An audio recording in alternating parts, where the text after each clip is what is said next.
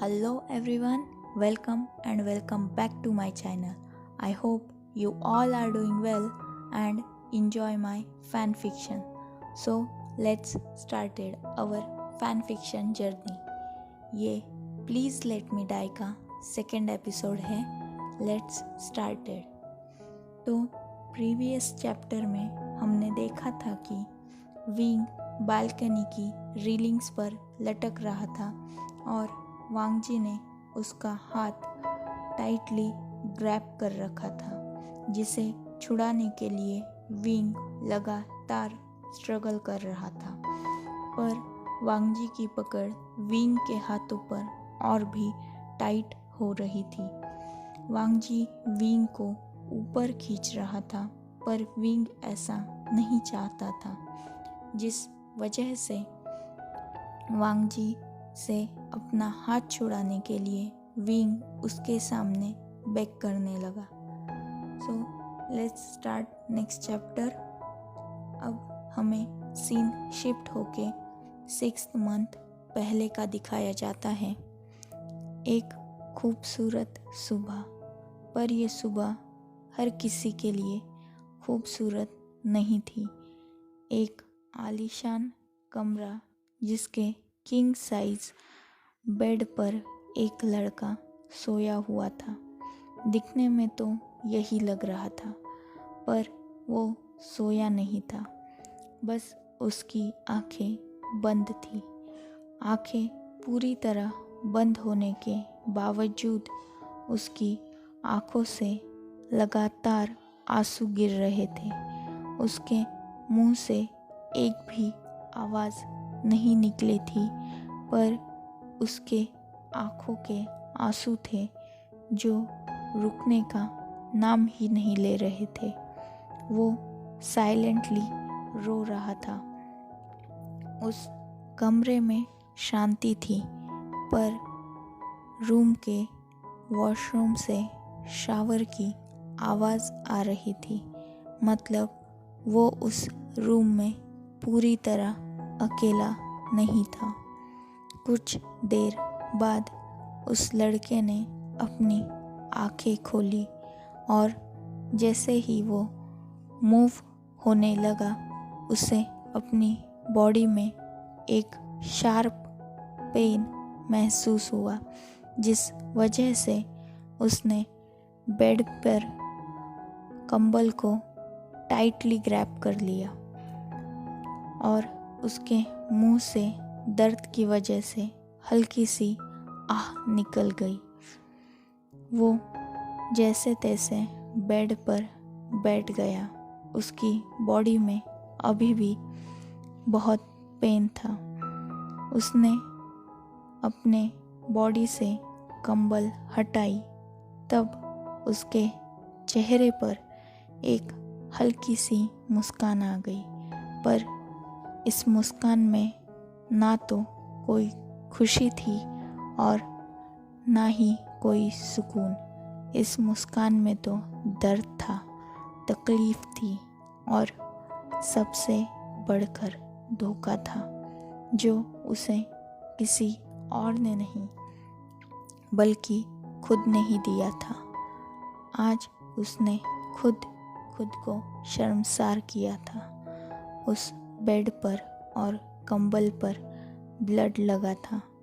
उसकी पूरी बॉडी पर बाइट मार्क्स और हिकीज़ के रेड पर्पल निशान थे. आखिरकार आज वो भी वही बन गया था जिससे वो पूरी ज़िंदगी नफ़रत करता आया था. एक स्लेव नहीं, एक सेक्स स्लेव, जो अब बस एक अल्फ़ा को, एक डोमिनेटेड अल्फ़ा को बेड पर प्लेजर देगा. एक अल्फ़ा का सेक्स टॉय बनकर रहेगा, जिसे वो अल्फ़ा जब चाहे जैसे चाहे बेड पर यूज़ कर सकता है. और ये किसी और ने नहीं बल्कि उसने खुद ने किया था, खुद के साथ. अब वो भी पूरी ज़िंदगी पूरी दुनिया की नज़र में फाइनली वो ओमेगा बन चुका है, जो पैसों के लिए कुछ भी कर सकता है, इतना गिर भी सकता है कि उसने अपनी बॉडी, अपनी सेल्फ रिस्पेक्ट को तक चंद रुपयों में बेच दिया। यह सब सोचते हुए उसके चेहरे पर एक हल्की सी स्माइल आ गई, पर उस स्माइल में बिट्रेड था, फोर्स था और सबसे बढ़कर डिसअपॉइंटमेंट थी, जो उसे किसी और से नहीं, खुद से थी। कुछ देर बाद अपने ख्यालों से बाहर आने के बाद विंग ने अपने क्लोथ्स को देखने लगा, जो कल रात एक अल्फा ने अपने डेस्परेशन और अपने डिज़ायर्स के चलते जल्दबाजी में इधर उधर फेंक दिए थे या शायद फाड़ दिए थे। विंग ने पूरी रूम में नज़र घुमाई, तब उसे अपनी पैंट बेड के साइड नीचे गिरी मिली। उसने उसे उठाया और पहन लिया। उसकी बॉडी में बहुत ज़्यादा दर्द था, पर यह दर्द उसके दिल में उठे तूफान के सामने कुछ भी नहीं था। उसने फिर अपने आसपास देखा और बेड साइड लैंप पर उसे अपनी वाइट शर्ट दिखाई दी, जिस पर खून के कुछ छींटे अभी भी नज़र आ रहे थे। विंग ने उस शर्ट को उठाया और उसे पहन लिया, पर जैसे ही उसने उस शर्ट को उठाया था, उसमें से एक एनवलप नीचे गिर गया। विंग ने अपने कांपते हाथों से उस एनवलप को उठाया और रूम के बाहर बालकनी की तरफ चलने लगा, क्योंकि उसे अब इस कमरे में घुटन महसूस हो रही थी। कुछ चीज़ों का सहारा लेते हुए वो बाहर की तरफ जाने लगा, क्योंकि रात भर एक वाइल्ड एनिमल ने उसे चलने लायक तक नहीं छोड़ा था। उसके लेग्स नम हो चुके थे और बुरी तरह से शेक कर रहे थे। विंग एक वर्जिन था और अचानक रात को इतना वाइल्ड सेशन विंग की बॉडी सहने के लिए तैयार नहीं थी। आफ्टर ऑल वो 18 साल का एक टीनेज ओमेगा था। फिर भी उसने रात भर एक हॉर्नी बीस्ट को अपने ऊपर झेला था। विंग कुछ चीज़ों का सपोर्ट लेकर बाहर बालकनी में आ गया और एक चेयर पर बैठ गया। उसकी बॉडी में अभी भी बहुत ज़्यादा दर्द था, जिस वजह से उसे बैठने में काफ़ी तकलीफ़ हो रही थी। उसने उस सब को अवॉइड किया और उस एनवलप को खोला। उसमें से एक डॉक्यूमेंट बाहर निकाला। जैसे ही विंग ने उस डॉक्यूमेंट को पढ़ना शुरू किया, उस डॉक्यूमेंट का एक एक शब्द विंग को तोड़ रहा था।